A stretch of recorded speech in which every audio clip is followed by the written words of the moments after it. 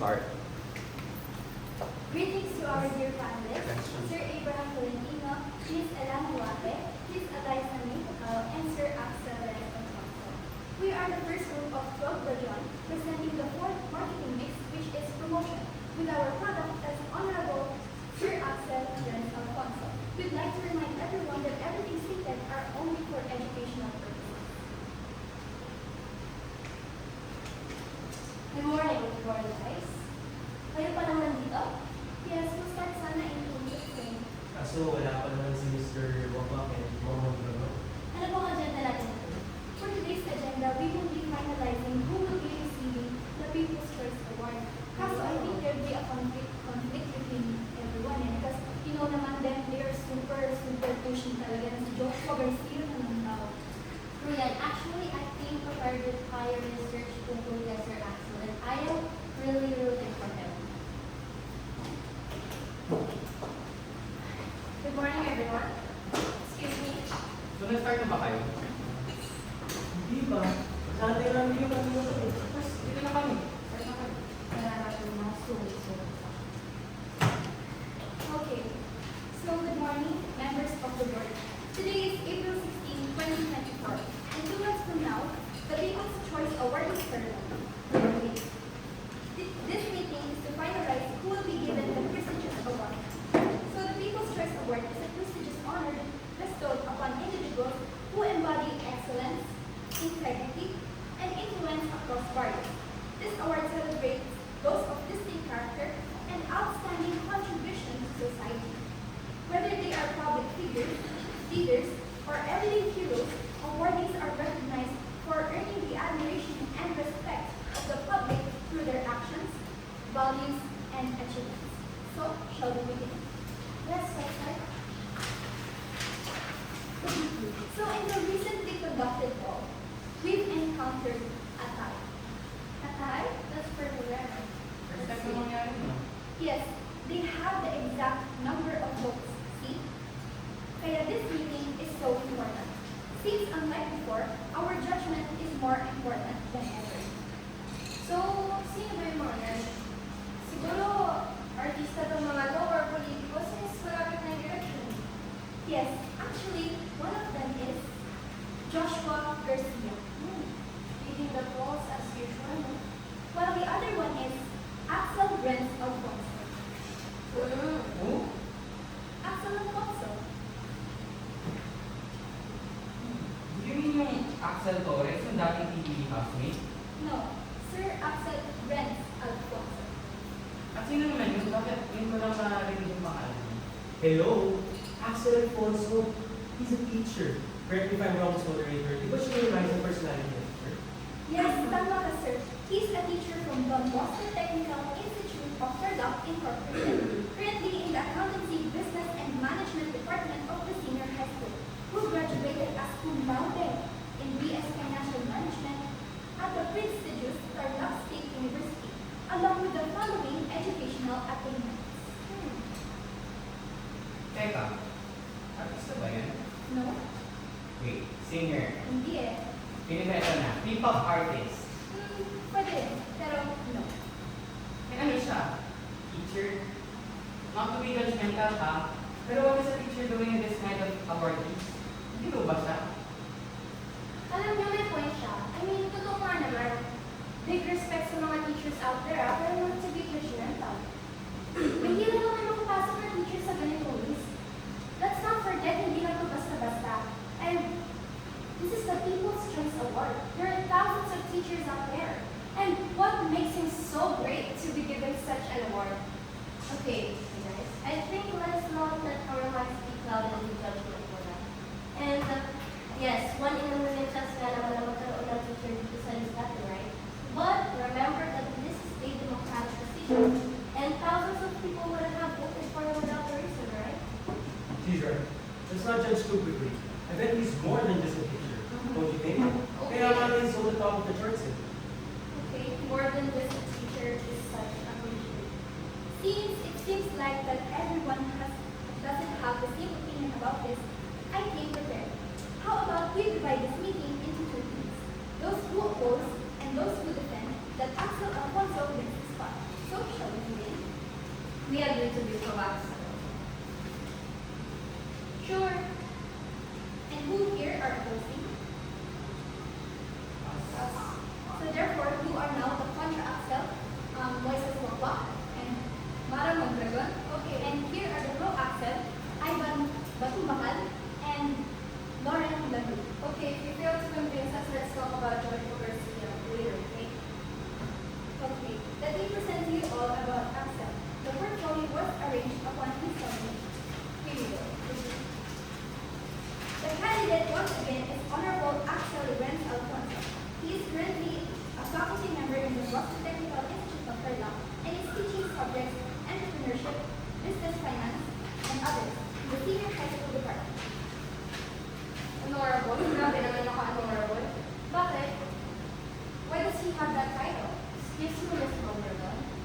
It is stated right here that he is currently the Sangguniang Kabataan Councilor in Barangay San Sebastian, Tarlac. Yes, and based on his profile here, he's the #1 SK counselor and holds the highest recorded number of votes in the history of SK of Barangay San Sebastian.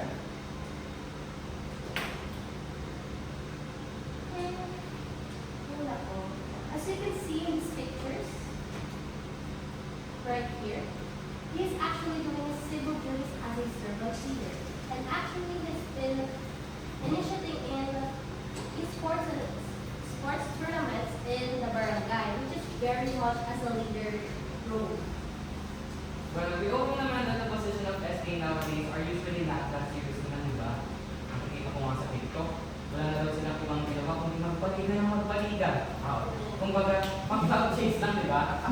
Sigurado ba kayong yung si Honorable Axel is doing his civil duties right? Baka mamaya puro pa basketball lang yan. He's right. So, can you show us more and in detail? Sabi niyo nga, he does our clean up drives and more. So, okay, sure. Let's go with the Mondragon. In Operation Tulong, have right here, it is by, this is from, from the, brought to San Sebastian by the radio. Yes, that's correct. And we have in this picture na talagang tinutukan yung mga to, which is very much nga maganda as a leader, right? He has a purpose. See? Maliga lang ba? And plus, these leagues are actually beneficial. Siyempre, nakakatulong sa sportsmanship and camaraderie in so many ways kasi nandiyan na mga bata, right? And actually, it showcased their talents. So, I think if they do it correctly and similarly like Axel, then his involvement is actually impressive. It seems not for the youth. Well, okay. But, of course, we need to see more of his civil duties. Hindi lang naman natatapusin sa paliga-liga niya, di ba? Sure, in these photos, makikita natin he was actively involved in Donald's and BBTI's collaboration outreach program where toys were distributed to children. 200 pieces sent to Barangay Bungot and another 200 pieces to Barangay Binongan. Okay. Aside from those, ano pa ba? I need to see more involvement beyond youth activities. Bakit? Mga kabataan lang ang pinagsisilbahan niya. Paano yung mga senior citizens? Ay, paano yung mga working people? Ano sila? Hindi sila Pilipino? Kaya nga sangguniang kabataan eh. Pero okay, to show you more, from these photos we can see him holding medicine with people, taking Christian cognac.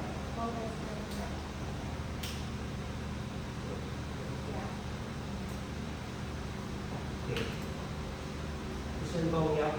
And this is him extending his efforts and asking for prescriptions for people to access the free healthcare and medicine that the provincial government is offering. The actual that he is extending beyond his obvious dreams. And here are more pictures of him doing his civil service. Okay, let's say I'm impressed. Pero what else? Yun na yun? A person runs for the office, nanalo, ginawa yung trabaho, papalakpakan na natin lahat, trabaho niya nga yan. Pag-cashier ba sinukyan ka ng tama, papalakpakan mo? No. Dapat mag-servant leader ka. You should use your voice meaningfully, di ba? We need to see more if he truly deserves this award. Tama.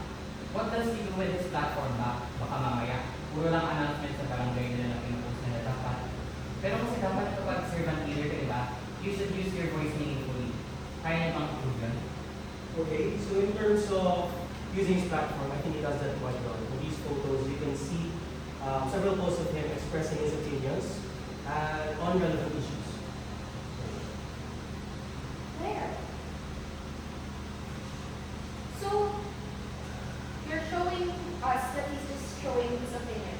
That counts now. Of my opinion, na dapat awardan ka na. Ganun ba? Is the bar really that low already? He's not just expressing his opinion, he's educating his audiences on important matters.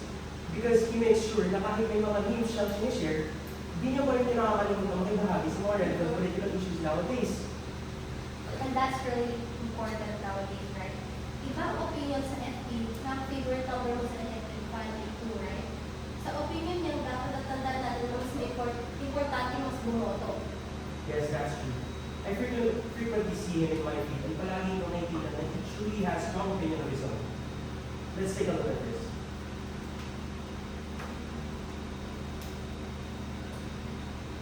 Well, okay, his post also came across my feed when he asked Senator Attorney Sheldon about the relevance of the bill. Pero, anong relevance sa natin topic natin? Yes, that got pretty viral, didn't it? I was impressed by how bold he is to gain insights from a person who is aiming for a spot in politics. We all know that not everyone is matapang enough to ask politicians. But he did. He is an example of someone who bridges the gap between politicians and common citizens. Diba? I bet that action alone encouraged a lot of youth to be more politically involved, lalo na sa mga students niya. We can also see these photos, his attendance in leadership seminars and workshops. Okay, I've seen enough of these SK agendas and its opinion. Aside from being a teacher and an SK counselor, what else?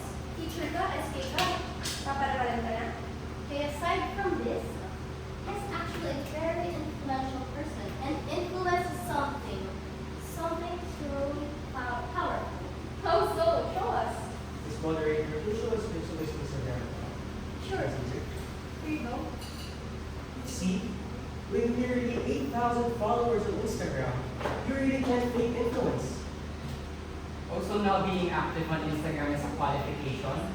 Baka mamaya sayawan ko lang ng TikTok na si Sir Axel, awardan ka pa.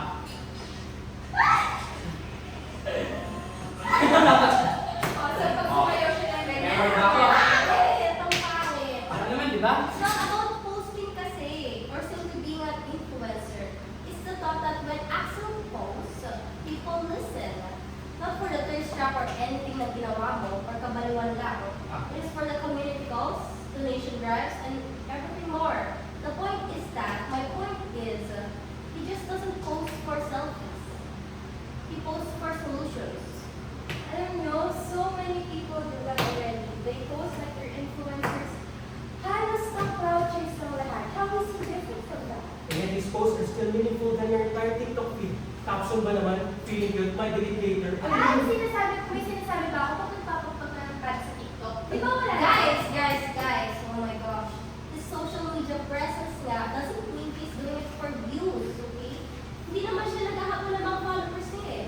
He influences and educates people. And they follow him because he leads. And to top it off, he is also a business-minded person. During the pandemic, was able to successfully found Vasco, a small business selling face masks. And then there's this mask business. Selling face mask doesn't make you an outstanding entrepreneur. Ano siya, si Josh Monica? Kasi may mask business siya. Okay, but it makes him a leader. While you were hoarding makeup si Miss Mondragon, or mga shopping parcels mo, si Sir Axel naman, he was creating jobs and protecting families. Ano ulit pangalan ng company niya? Masco?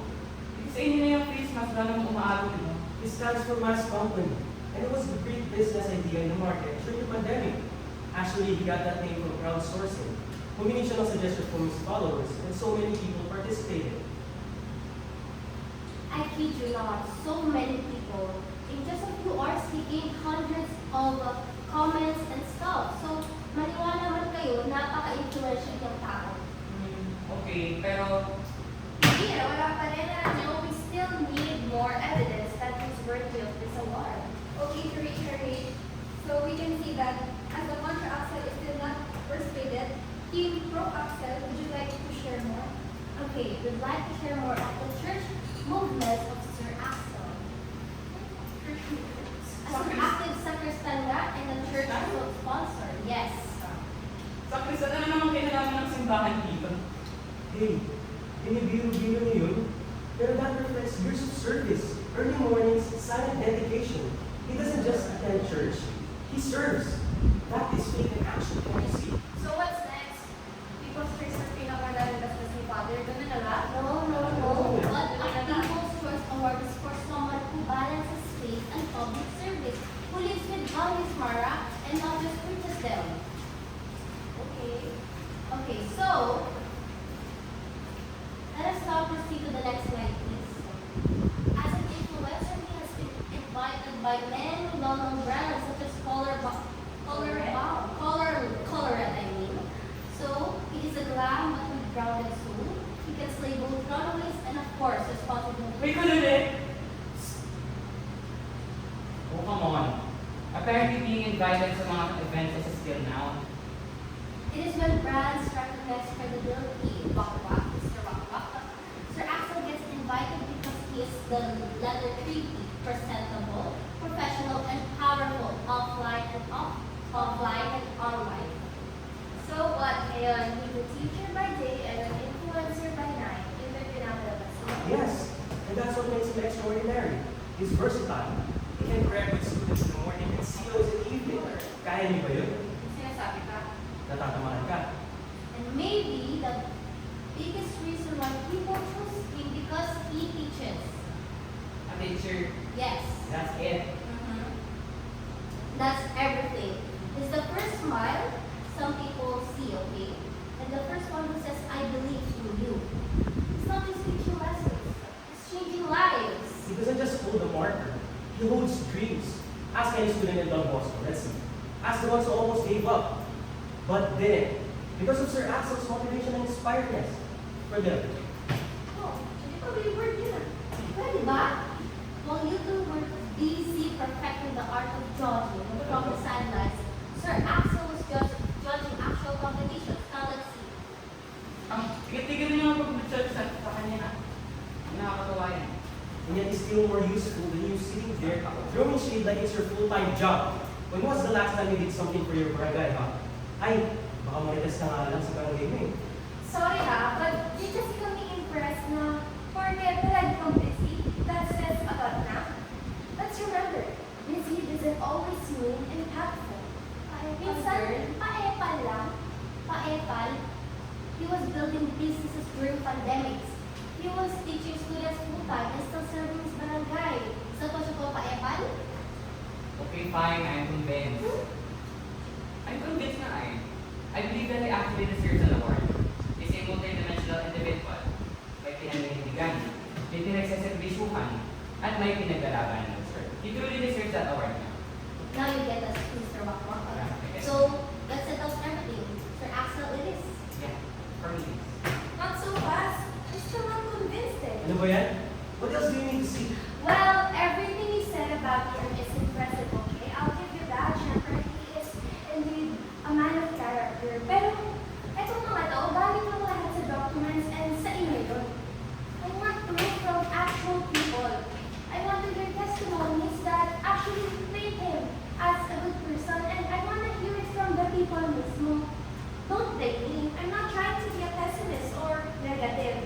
It's just that when we're evaluating people, it's also important to recognize that there are opinions beyond this meeting we have. We have to scrutinize information nowadays. So to convince me, unless I hear it from actual people, then you have my vote. So do you have something to show me? Yes, Miss Mara, we hear you. The pro Axel here is waiting for this moment. Lauren and Ivan, you mentioned a video from the field. Yes, Madam Moderator. If you want proof of the people's choice, then let's hear it from the people. We have. Yes, we came prepared. Pero hindi AI yan ah. You're right.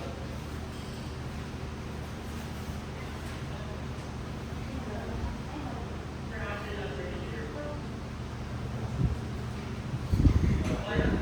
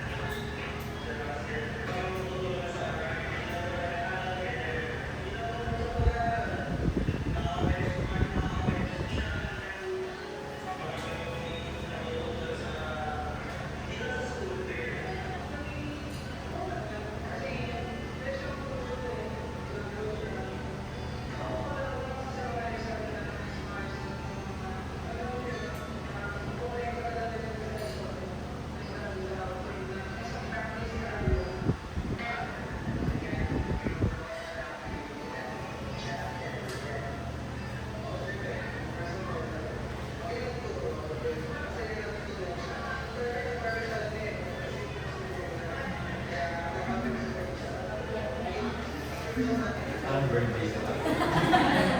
Diba pa?